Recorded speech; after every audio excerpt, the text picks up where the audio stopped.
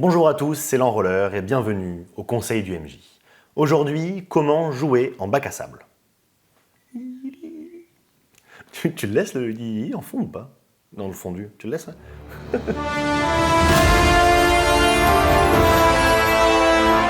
Un bac à sable, qu'est-ce que c'est? Un bac à sable, c'est-à-dire qu'à la manière d'un enfant dans un parc de jeux, vos joueurs seront capables de faire à peu près ce qu'ils veulent. Ils vont être livrés, libérés dans un monde dans lequel ils vont pouvoir évoluer. Alors, ça peut faire peur au début, surtout pour un maître du jeu, afin de réussir à les guider, mais justement, il n'y aura pas de scénario trop linéaire. Évidemment, vous aurez une histoire à raconter, mais vous allez pouvoir en fait adapter cette histoire aux décisions des joueurs à 100%.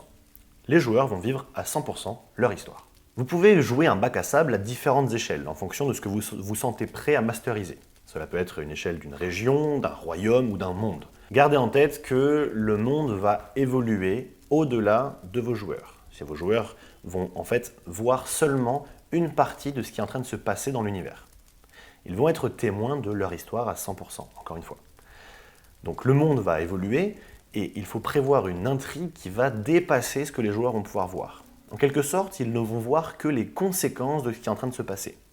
Et au fur et à mesure que vos joueurs vont prendre de l'expérience, monter de niveau, ils vont être capables de résoudre des problèmes de plus en plus importants et devenir des réels héros du monde dans lequel ils vivent. Alors ce qui peut faire peur dans ce cas-là, ça va être de commencer l'histoire. Il faudra un point d'accroche.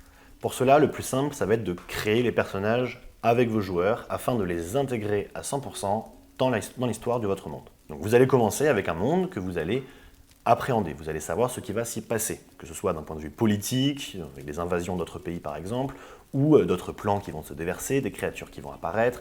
Vous allez pouvoir choisir ce que vous voulez comme intrigue principale. Après, il faudra penser à des conséquences de ces intrigues, de ces événements à votre échelle. Donc peut-être que si le monde est en train de changer, à l'échelle régionale des personnages, là où ils vont commencer l'histoire, qu'est-ce qui est en train de se passer? Quelles conséquences vont-ils être capables de voir et de vivre en fonction de ce qui se passe autour? Vous allez donc commencer par créer les personnages avec vos joueurs. Ils vont devoir développer un historique et surtout choisir une classe ou un archétype de personnage. Dans ce cas-là, vous allez pouvoir, après, une fois la création des personnages établie, intégrer cela à votre histoire. Si un personnage veut jouer un moine, il faudra qu'il vienne d'un monastère que vous connaissez. Si un personnage va jouer un clerc ou un personnage divin, il faudra savoir à quel culte il appartient. Et en fonction de l'historique qu'ils vont développer, réussir à les imbriquer ensemble afin de faire en sorte qu'ils aient un but commun. N'oubliez pas, chaque personnage, le plus important, c'est qu'ils aient... Non. N'oubliez pas que le plus important, c'est que chaque personnage ait une mission individuelle. En quelque sorte, qu'ils aient envie de partir à l'aventure de leur côté, et que malgré eux, ils doivent travailler en groupe et rencontrent des aventuriers avec qui ils vont faire équipe. Tout part d'un but personnel. Ensuite, ils vont se souder et être témoins au fur et à mesure, en prenant des niveaux encore une fois, de ce qui se passe à une plus grande échelle. C'est en imbriquant ces intrigues personnelles avec une intrigue collective qui dépasse les personnages que vous allez créer une histoire dans laquelle ils se sentent à 100% impliqués et surtout leur histoire qui leur est propre. Et si jamais vous jouez avec un tout autre groupe, l'histoire sera complètement différente. C'est pour ça que dans un bac à sable, il y a énormément d'improvisation. À chaque session, vous savez à peu près où vous voulez aller, mais en fonction des choix des personnages au cours de la session, il va se passer des choses que vous n'avez pas forcément prévues. Et surtout, à la fin de chaque session, en fonction des décisions, il faudra préparer là où ils vont. Donc il y aura parfois plusieurs sessions au même endroit, mais imaginons qu'ils aient terminé un arc narratif dans une ville, à la fin, pensez à leur demander où vous voulez vous rendre, quel est votre but, afin de préparer cela pour la suite et de savoir dans quelle ville ils vont se rendre, dans quelle contrée ils vont explorer, etc. Au final, votre monde va être en création constante. En fonction de ce que veulent aller voir les joueurs et des décisions qu'ils ont prises par le passé, vous allez pouvoir développer et décrire un environnement autour d'eux en fonction de leurs décisions. Peut-être qu'ils ont réussi à sauver une forêt qui autrefois était complètement désolée, mais maintenant qu'ils s'y rendent après quelques sessions, elle commence à refleurir par exemple. Peut-être qu'un personnage qui était autrefois mauvais ou une région qui était contrôlée par quelqu'un, ils ont réussi à le faire arrêter. Et donc maintenant, c'est un tout nouveau chef de la garde, un tout nouveau prévôt qui régit la région, et dans ce cas-là, il y aura de nouvelles interactions à avoir. Le monde va être en constante évolution avec vos personnages. C'est pour ça qu'il faut aussi prévoir quelques points clés de votre intrigue. Il faut que vous puissiez retomber sur vos pattes à certains moments. Donc prévoyez des moments clés, peut-être quand vos personnages atteignent un certain niveau, ou peut-être quand vos personnages rencontrent une certaine personne, ou découvrent une nouvelle région. Il faudra leur amener des éléments clés de l'histoire globale au fur et à mesure de leur progression. D'un coup, ils vont pouvoir apprendre un pan de l'histoire de leur univers. Ils vont apprendre qu'autrefois une guerre intestine entre les différents dragons avait eu lieu, et ainsi expliquer peut-être le clivage entre les dragons métalliques et chromatiques, etc. Essayez de développer l'histoire et le lore de votre univers au fur et à mesure de votre session et de la progression de vos joueurs, pour rendre l'univers cohérent, et en plus, cela leur fera prendre conscience qu'ils commencent à avoir des galons, à prendre un petit peu de puissance, et connaître de plus en plus de choses sur l'univers dans lequel ils évoluent.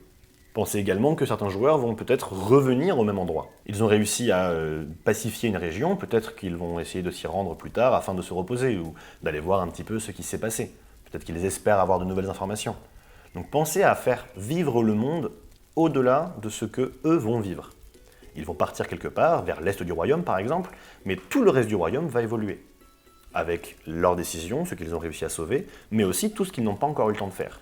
Donc pensez à faire évoluer le monde de votre côté, afin de montrer que leur décision a un impact. Ils ont choisi de délaisser cette région, et bien quand ils vont s'y rendre, ce sera encore plus difficile de la traverser. Ils ont réussi à sauver un royaume ou une ville, mais cette fois, ils seront acclamés en héros et peut-être qu'ils auront tout simplement des réductions sur les marchandises ou seront accueillis et pourront dormir à l'œil et se nourrir tranquillement à l'auberge. Montrez-leur que l'histoire se développe et évolue en même temps qu'eux.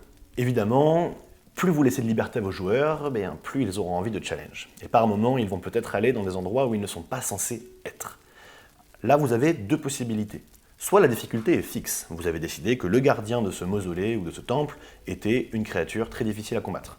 S'ils y vont trop tôt, libre à eux de comprendre qu'il faudra mieux fuir ou alors avoir beaucoup de chance afin de venir à bout de leur adversaire. Dans ce cas-là, évidemment, limiter le fait de tuer tous vos joueurs, cela pourrait nuire potentiellement à l'expérience, mais essayez de vraiment leur faire comprendre qu'il faudrait mieux fuir s'ils ne veulent pas mourir. Vous n'êtes pas là pour les sauver, donc au bout d'un moment, s'ils prennent de mauvaises décisions, ils vont finir par périr. Mais c'est difficile, car vous n'êtes pas là non plus pour les orienter, vous n'êtes pas dans un scénario linéaire, donc il faudra évidemment les laisser prendre pleinement conscience de leurs décisions et de leurs mauvais choix. Si vous choisissez d'agir comme cela, n'hésitez pas, et n'oubliez pas en fait, de préciser à vos joueurs au début de la campagne que c'est comme ça que ça va se passer, afin qu'ils puissent se rendre compte que oui, il y a des moments, ils vont être à un endroit trop vite, trop tôt, pas assez puissant, et risquer réellement de mourir. Sinon, vous pouvez aussi opter pour une difficulté modulable. Je m'explique, c'est-à-dire qu'ils vont partir à un endroit, et vous savez pertinemment à quel niveau ils sont. Vous jouez avec eux depuis plusieurs sessions, vous savez où ils en sont. Et vous pouvez orienter la difficulté, la niveler en fonction du niveau auquel ils sont. Se dire que cet endroit, s'ils y vont bien trop tôt dans l'histoire, peut-être que le grand gardien n'est pas là, ou n'est pas encore présent, ou n'a pas progressé autant. Ils finiront dans tous les cas par affronter des créatures de plus en plus puissantes, mais pas aux endroits peut-être indiqués ou ce que vous aviez imaginé. Donc moduler la difficulté pour qu'ils aient du challenge à chaque rencontre, mais qu'au fur et à mesure, ils se rendent compte que l'univers est réellement en train d'évoluer, de changer, et que les rencontres sont de plus en plus compliquées. En tout cas, il faudra évidemment faire monter vos joueurs de niveau. Dans un bac à sable, vous pouvez choisir, soit tout simplement par de l'expérience, le système un petit peu pharma XP, de plus vous allez tuer des monstres, vous allez réussir à monter de niveau, vous allez rencontrer de nouvelles zones, etc. Soit par méthode des paliers. Donc, dès qu'ils vont atteindre un point clé de l'histoire, ils vont monter de niveau. Vous pouvez aussi vous amuser à romancer ces montées de niveau. Oui, ils vont monter de niveau quand ils vont découvrir ce village. Mais pourquoi ?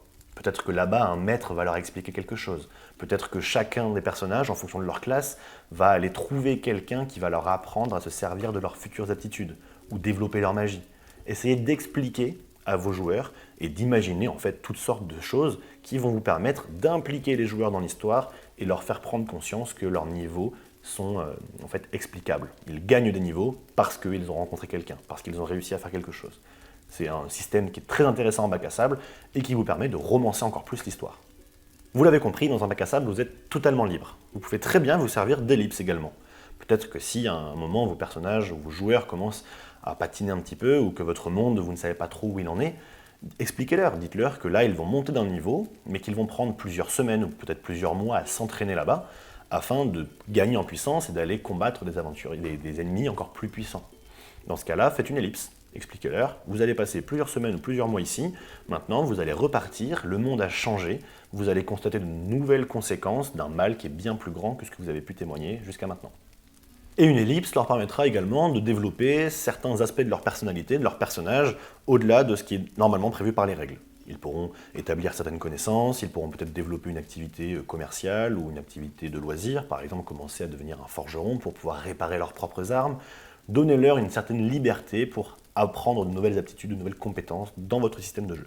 Enfin, le bac à sable est un super fonctionnement pour faire jouer plusieurs groupes différents.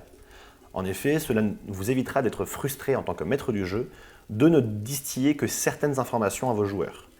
Comme je l'ai dit, le mal qui ronge la région ou l'aventure dépasse l'entendement des joueurs. Ils ne vont être témoins que de certaines conséquences.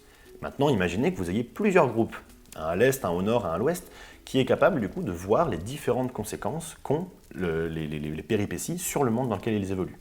Dans ce cas-là, vous allez pouvoir vous amuser à donner des informations à un groupe, puis d'autres informations à l'autre groupe, et à un moment donné, les faire se rencontrer, et là, leur laisser libre cours à leur RP, en fait, tout simplement, pour venir discuter entre eux et s'échanger les informations.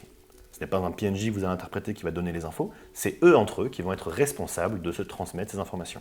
Alors cela pourra prendre plus de temps, mais c'est leur aventure. Tant pis, vous allez pouvoir continuer, les orienter vers leur bonne ou mauvaise piste, et au bout d'un moment, ils vont finir par crever l'abcès et finir par se donner ces informations capitales les uns pour les autres. Mais surtout, vous allez pouvoir développer votre monde à 100% en décrivant tout ce qui vous passe par la tête. Que ce soit un froid qui descend du nord ou des dragons qui reviennent par les collines de l'est, dans tous les cas, vous allez pouvoir développer cela et le faire jouer à différents groupes de joueurs. Vous l'aurez compris, le bac à sable est un super système de jeu qui vous permet vraiment de laisser libre cours à votre imagination. Par contre, cela va demander beaucoup de préparation, que ce soit entre les sessions en fonction des décisions que les joueurs ont prises, ou en amont, au tout début de l'aventure, afin d'avoir une histoire cohérente, globale de votre univers dans lequel vous allez pouvoir intégrer vos joueurs. Vous allez devoir évidemment penser à un culte par exemple, ou des antagonistes qui vont pouvoir venir comme ça jalonner le parcours de vos aventuriers, et surtout différents systèmes pour expliquer la présence de ces aventuriers. Un petit élément déclencheur pour chacun d'entre eux, un temple, un monastère, un maître qui les missionne pour une mission personnelle. Il faudra vraiment réussir à bien tout développer au début afin que l'amorce pour vos joueurs soit cohérente et qu'ils aient tous un but individuel pour partir à l'aventure et rejoindre une troupe d'aventuriers. Et dans un bac à sable, en tant que maître du jeu, vous allez pouvoir vachement vous amuser également à développer l'histoire des antagonistes. Peut-être que dès le début, ils vont rencontrer un personnage qui est leur ennemi, qui au fur et à mesure de l'histoire va réussir à s'enfuir ou à accomplir certaines choses, à progresser. Il sera présent tout au long de l'aventure.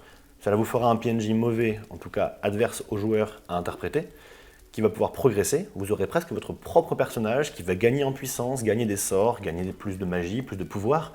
Et au fur et à mesure, vous allez pouvoir vous amuser à contrecarrer les plans des personnages et à faire en sorte que ce personnage, cet antagoniste, soit un réel personnage clé de votre intrigue. Et vous pouvez même avoir différents groupes de joueurs qui n'ont pas forcément le même but. Ils vont finir par se rencontrer, ils ne vont pas être adversaires, mais n'auront pas les mêmes intentions et vont devoir peut-être, à la force de débat et de concession, réussir à travailler ensemble, ou en tout cas à s'échanger leurs informations. J'espère que ce CMJ vous aura plu, que vous serez prêt à lancer une campagne dans un bac à sable, et on se dit à la prochaine. Ciao!